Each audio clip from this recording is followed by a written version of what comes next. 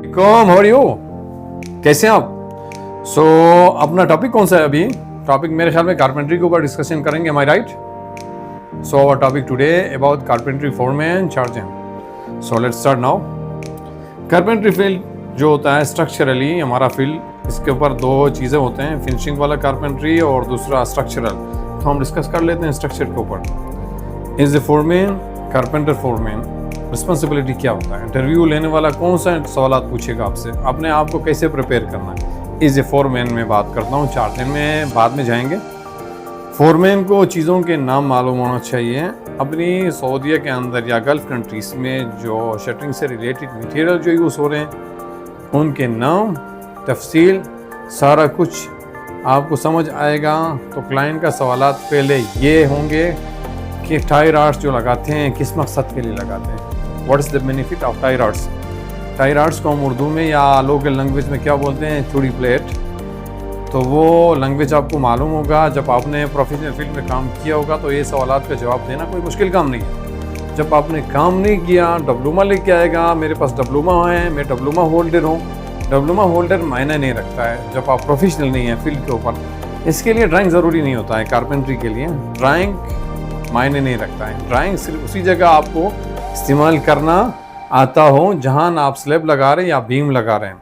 Beam में जो GI drawing जो होता है जनरल अरेंजमेंट प्लान, तो उसको समझना ज़रूरी होता है फोरमैन के लिए, क्योंकि इसमें ड्रॉप्स आते हैं, बीम्स आते हैं, इसमें रिसेस बनते हैं, बीम की जगह और स्लैब की जगह अप डाउन होते हैं, बक्सेस आपने प्रोवाइड करना होता है, इसलिए आपको ज़रूरी होता है ड्राइंग को समझना। लेकिन जनरली ड्राइंग अगर आपको 100% नहीं भी आता हो तो ज़रूरी नहीं होता है, लेकिन प्रोफेशनली फील्ड आपका स्ट्रांग होना चाहिए।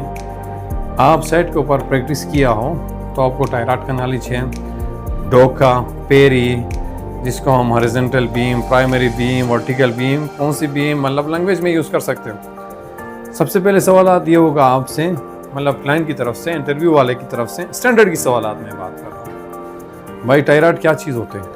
तो आप बताएगा, जवाब आपको मालूम होगा। टाई रॉड चूड़ी प्लेट जिसको हम बोल देते हैं, वॉल को टाई करने के लिए कंक्रीट के वॉल या स्लेब या राफ जो भी हो रहा है उसमें टाई रॉड ऐड करते हैं। क्यों? स्ट्रांग बनाने के लिए। कंक्रीट डालने के टाइम में, पोरिंग के टाइम में या कास्टिंग के टाइम में आपका शटर आउट ना हो जाए तो उसका बेनिफिट नहीं रहेगा, इसलिए टाई रॉड हम लगाते हैं। अगर थिकनेस ज़्यादा होगा वॉल में तो वॉल का थिकनेस लाइक वो आपसे सवाल ये पूछेगा 1 मीटर थिकनेस, 10 मीटर हाइट, 50 या 60 मीटर लंबा वॉल, इसमें टाई रॉड किस बेसिस पे लगाओगे? तो आप बोलेगा थिकनेस जितना भी ज़्यादा होगा कंक्रीट का, मोटाई, थिकनेस का मतलब मोटाई, कंक्रीट का थिकनेस, लंबाई और हाइट मैटर नहीं करता है। तो आप क्या बताओगे?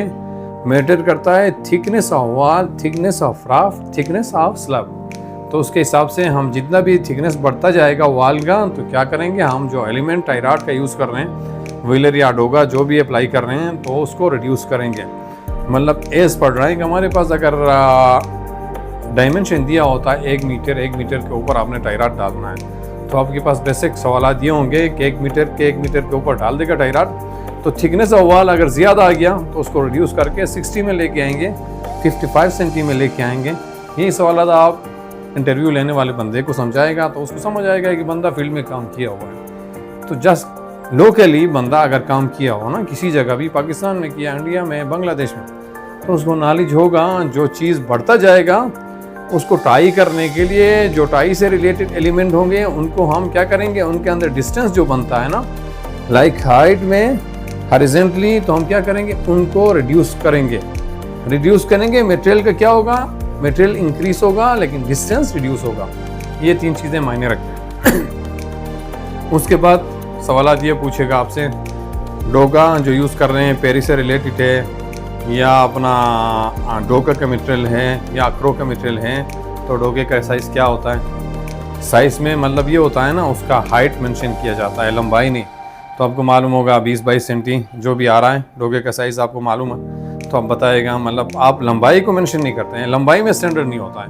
मतलब ये 1 मीटर का 90 सेंटी का मतलब लंबाई 5 मीटर 6 मीटर तक जा रहा है, उसमें मायने नहीं रखता है, लेकिन आप सिर्फ उसको हाइट बताएगा, डोगे का हाइट, तो उसको समझ आएगा कि बंदा काम किया हो। मुरब्बे का बताएगा, मुरब्बा और 4x2 यानी 4x4, इसमें क्या डिफरेंसेस है, तो आपको बताएगा। एक मतलब साइज़ में कम होता है, एक साइड बढ़ जाता है।